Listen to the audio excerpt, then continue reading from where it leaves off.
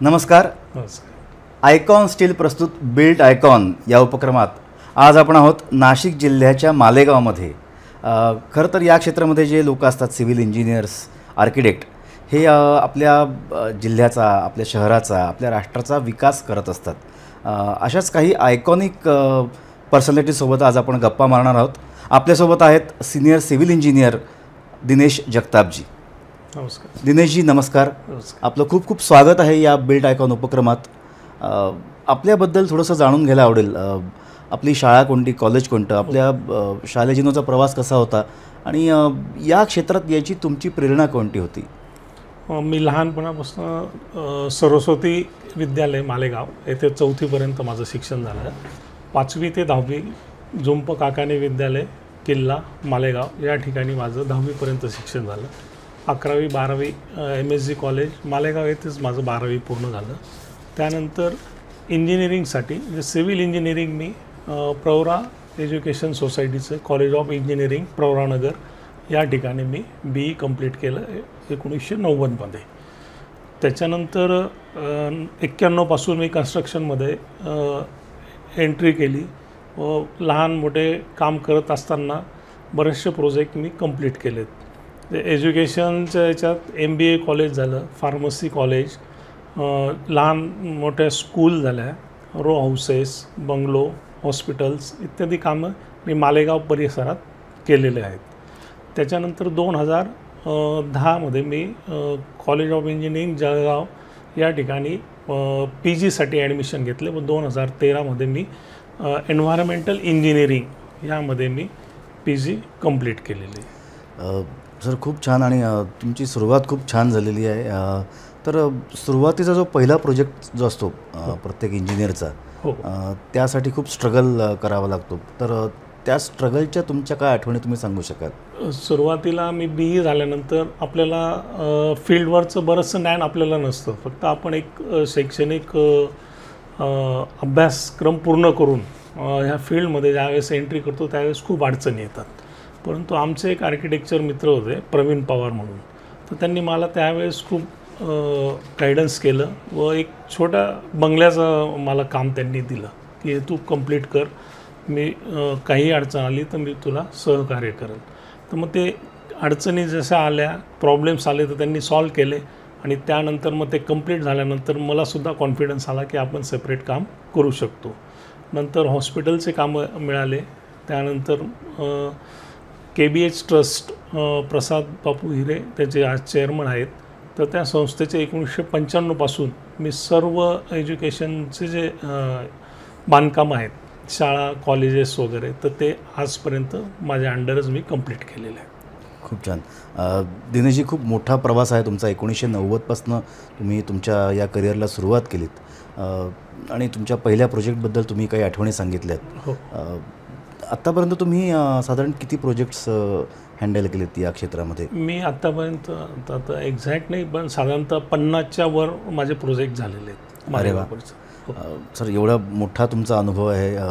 तर त्याच्यामध्ये एखादा आयकॉनिक प्रोजेक्ट म्हणजे जेणेकरून खूप लक्षात राहिलेला, खूप तुमच्या मनाच्या जवळचा असा कुठला प्रोजेक्ट होता?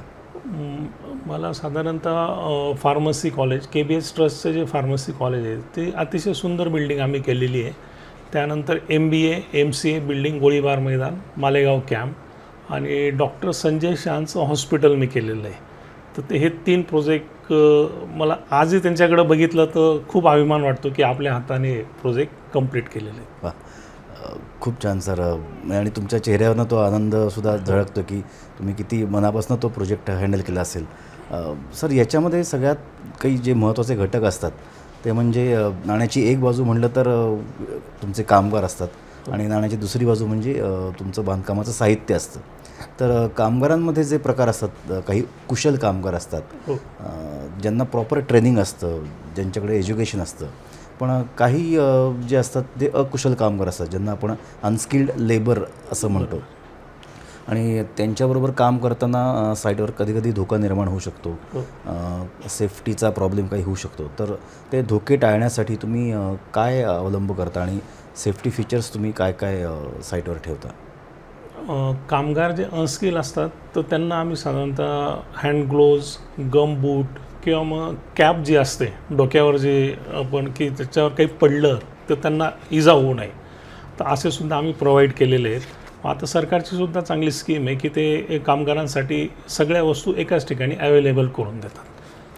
त्यामुळं शक्यतो इतक्या वर्षात माझ्या साईटवर किंवा कुठल्याही याच्यात खूप मोठा अपघात झाला किंवा काय झालं हे अजून आढळलेलं नाही. सर, या तुमच्या सिव्हिल क्षेत्रामध्ये जसा तुम्ही क्लायंट ओरिएंटेड विचार करता, तसंच प्रशासनाचा पण तेवढाच एक त्याच्यामध्ये सहभाग असतो. हो. आणि प्रशासनाचं सुद्धा योगदान त्याच्यात त्यांना द्यावं लागतं. तर अशासाठी तुमचा काय विचार आहे की प्रशासनाने या क्षेत्रामध्ये नवनवीन बदल यावेत किंवा सुधारणा घडाव्यात, यासाठी तुमचा एक काय विचार आहे किंवा एक सल्ला आहे प्रशासनासाठी? सुरुवातीला आता आपलं बांधकामाची जे आता फील्ड आहे, या बांधकाम क्षेत्रात जे आहे तर ते रेती, सिमेंट, स्टील याच्यातही जास्त निगडीक आहेत. सुरुवातीला काय होतं, नदीची वाळू आपल्याला इझिली अवेलेबल होत होती, पण नंतर प्रॉब्लेम यायला लागलेत. मग त्यानंतर सरकारने सुद्धा आर्टिफिशियल सँड जी आहे तर त्याला काही पर्सेंटेजमध्ये मिक्स करायची परवानगी दिलेली आहे. तर प्रशासनातर्फे आम्हाला काही खूप अडचणी आल्या असं काही नाही आहे. आणि प्लॅन पासिंग किंवा इतर जे कामं आहेत तर ते आर्किटेक्चर जे असतात आमचे तर ते सँक्शन करून घेतात. सर, गेले 35हून अधिक वर्ष तुम्ही या क्षेत्रामध्ये आहात. 50-60 त्याच्याहून जास्त तुम्ही प्रोजेक्ट हँडल केलेत, तुम्ही इन्व्हॉल्व होता. सर, त्याच्यामध्ये एखादा असा आयकॉनिक प्रोजेक्ट तुमचा कोणता होता आणि ज्याच्यातनं तुम्हाला काय शिकायला मिळालं, आणि नवीन सिव्हिल इंजिनियर्सला त्याच्यातनं काय तुम्ही शिकायला मिळेल असं सांगू शकता? आयकॉनिक तर तसे सगळेच प्रोजेक्ट माझे खूप चांगले झालेले आहेत, परंतु डॉक्टर संजय शहांचं हॉस्पिटल मी 1995मध्ये ज्यावेळेस सुरुवात केली तर ते माझं सगळ्यात आधी मोठं काम होतं. म्हणजे फुटिंगपासून तर एंड होईपर्यंत अतिशय मनापासून मी काम केलेलं आहे.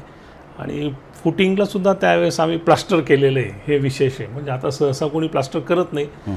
आणि अर्थात आता RCC डिझाईन पण खूप बदल झालेले आहेत. तर त्यावेळी जे स्टेप फुटिंग होत्या तर ते आम्ही सगळं व्यवस्थित प्लॅनिंगनुसारच केलेले आहेत. तर तो प्रोजेक्ट मला अतिशय आवडतो, म्हणजे मनापासून खूप मी छान काम केलं आहे. सर, एक सिनियर सिव्हिल इंजिनियर म्हणून तुमचं एक विजन काय आहे तुमच्या मालेगावसाठी, नाशिक जिल्ह्यासाठी आणि ओव्हरऑल आपल्या महाराष्ट्र राज्यासाठी किंवा देशासाठी, की पुढे 10-15 वर्षामध्ये आपला विकास कसा व्हावा आणि सिव्हिल इंजिनियर्सचं योगदान त्याच्यामध्ये काय असावं? मालेगावसाठी तर आमच्या अपेक्षा भरपूर आहेत. तशा मनमाड इंदोर जो रेल्वे मार्ग आहे तर तो खूप वर्षापासून पेंडिंग पडलेला आहे, पण आता सुरुवात झालेली आहे. पण तो जर पूर्ण झाला तर मालेगावचं डेव्हलपमेंट अजून जोरात होऊ शकतं. तसंच आता मंत्री साहेबांच्या याच्याने सिमेंट रस्ते वगैरे मालेगावात खूप छान झाले आणि ब्रॉड झाले. तर ट्रॅफिकची समस्या किंवा वाहतुकीचे जे प्रॉब्लेम्स आहेत ते बरेचसे कमी झालेले आहेत. आणि डेव्हलपमेंटला अजून थोडं वाव आहे की इथं गार्डन्स वगैरे डेव्हलप व्हायला पाहिजे, लहान मुलांना जेणेकरून तिथं खेळता येईल, नागरिकांनाही थोडंसं सायंकाळी वगैरे बसता येईल. तर हे या पद्धतीने डेव्हलप केलं तरी चालेल. खूप छान. सर, जेव्हा तुम्ही मटेरियल चूज करता तुमच्या प्रोजेक्टसाठी तर त्यावेळेस तुम्ही काय निकष ठेवता की मटेरियलची क्वालिटी कशी असावी? कॉस्ट कदाचित व्हेरी होऊ शकते, पण क्वालिटीबद्दल तुमचे काय विचार आहेत आणि तुम्ही कसं त्याचा पडताळा करता?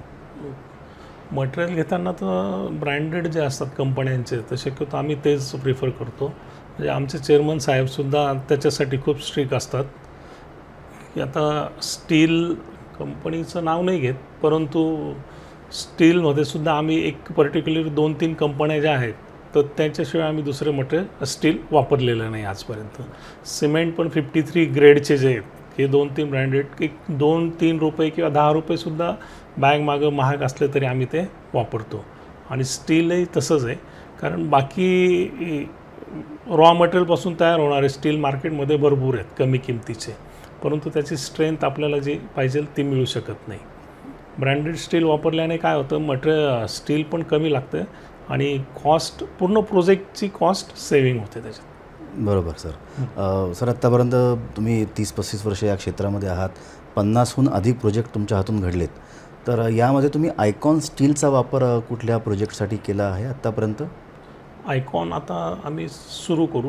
सुरुवात अजून मी नाही केली. आतापर्यंत टाटा, वैजाग हे स्टील वापरलेले आहे. किंवा त्यात आयकॉन स्टीलबद्दल तुम्ही काही म्हणजे माहिती तुम्हाला आहे किंवा आयकॉनचे पॅरामीटर्स कसे आता असतात? बऱ्यापैकी माहिती. आता ट्रेड फेअरला आमचं हे झालेलं होतं इंट्रॅक्शन.